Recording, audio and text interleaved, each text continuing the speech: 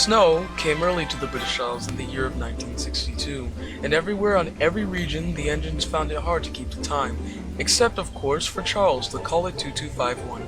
Charles, with his trusty snowplow and the coach that he was paired with, would spend the day clearing the track of any snow. Starting out of Radmoore, he would go along the line to Sutton, where he would turn around. It would snow particularly hard on Christmas Eve, and Charles found that he could not keep up with his work. He would come back to the yard only to find another line to be cleared. The freight trains were piling up in the sidings with seemingly no end. Felix and Charles were constantly frustrated at the sheer number of trains they were meant to take. One day, Felix was waiting at Dermot with Gilbert for their respective paths to clear. It's no bloody fair.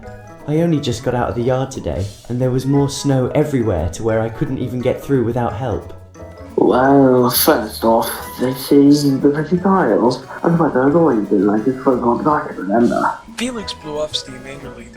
From the crossing they heard a whistle, and Charles came into view, tugging what seemed to be a big green and orange mound. The mound turned out to be Winston, who was caught in one of the snowdrifts. He was frozen to the frames and sneezed as he passed them. Bloomin' ale, as if I didn't have enough work to do. You get stuck in some snow. I didn't mean for it to happen. Winston shivered and Gilbert laughed. You sound just like you, Felix, except you're not frozen all the way through. No, but I am cold. Well, chaps, your parachute has been cleared like 10 minutes ago. You're just on the way now.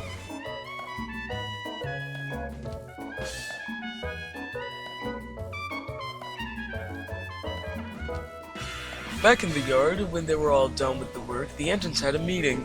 This snow has got me all tied up, lads. I need someone else to help me out here. That would work, but only if we had another engine to shunt up here.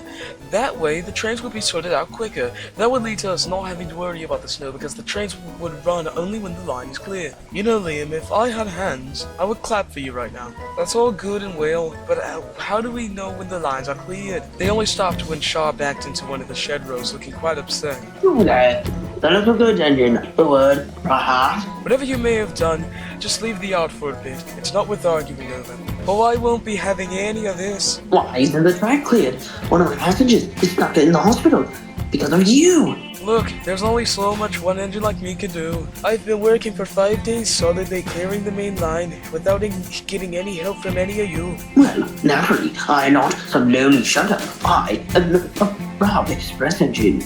You could be a steam heater, let alone a shunter, or your excuse for a steam engine, puffing around with those massive elephant ears you call smoke deflectors. You've never been so insulted in all my life, and from a good engine, nonetheless. Just then, Winston came from the back of the shed, sneezing. He clearly had something to say. Be quiet, you two. We need to think of the passengers. Now, I have an idea. Winston told his driver, who then told Mr. Norton. He agreed, and then spoke to Charles's and Shaw's crews. When Charles was told, he snorted angrily. No, this is not a good idea. I'm not going to work with that feeble... Feeble? Okay, that's it. Come here, you little sh**.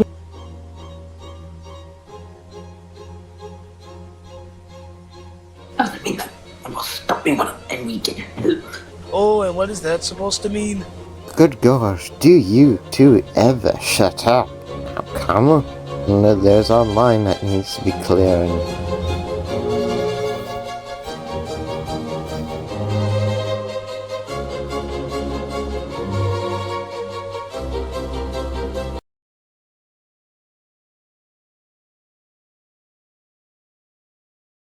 And off they went down the line. Shaw would help push from the back in case the snowbank was unusually large, and Charles would pull it just in case Shaw got stuck doing so.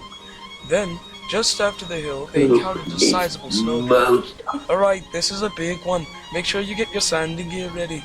Dignify me of all engines being told to clear the line.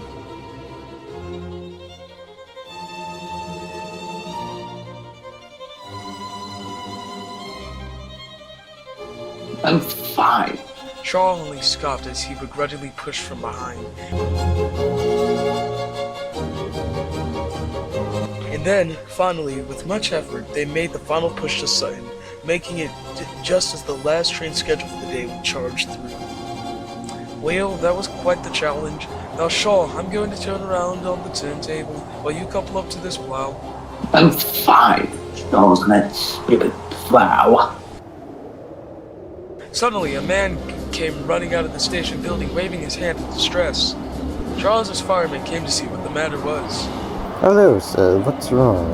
I saw you waving from the point and came to see if you were alright. I missed the last train leaving here and now I'm stranded. Is there anything you can do for me? I need to get back home to my family.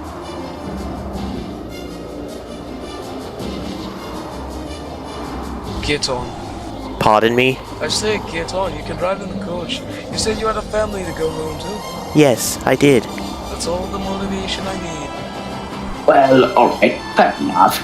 But we wouldn't want to keep the passengers stranded now on Christmas Eve, would we? Thank you for not throwing a tantrum for one shot. Oh, shut up, you.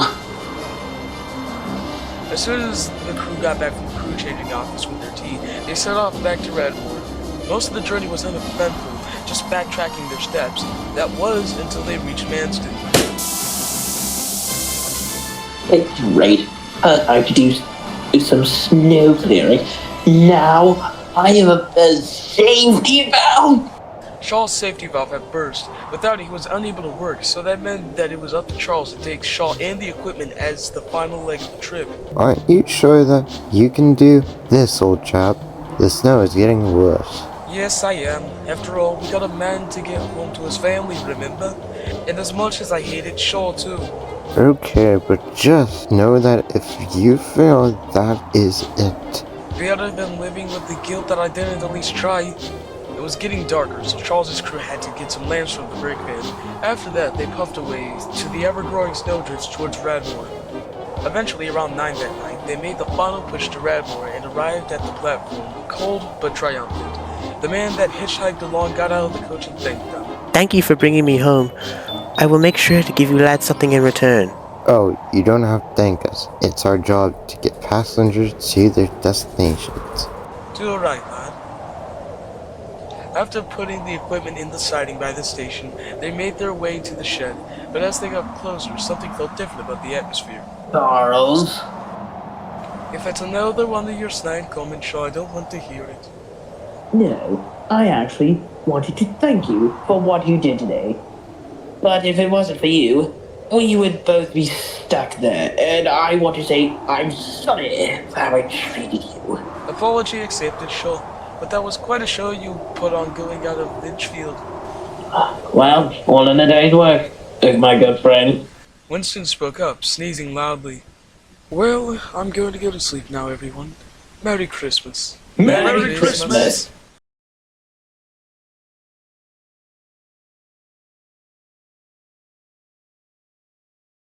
The next morning, Shaw and Charles were greeted at the sheds with a familiar-looking figure. Hello again. Remember me? Yes, right. Weren't you the fine chap we took on a train last night? Well, today I came down here to give you a gift in gratitude for your actions yesterday. The man proceeded to pull out a mug with the Southern Railway emblem on it. Don't know what you'll need with a mug yet. You can take it on your trips for your driver to use.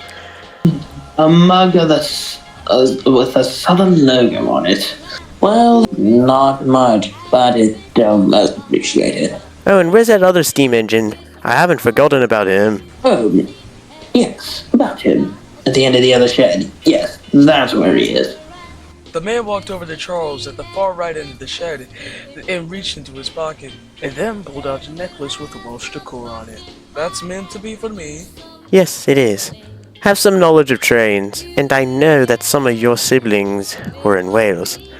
So this I meant to be a gift to you for taking me home last night. Well, glad to be of service, my good sir.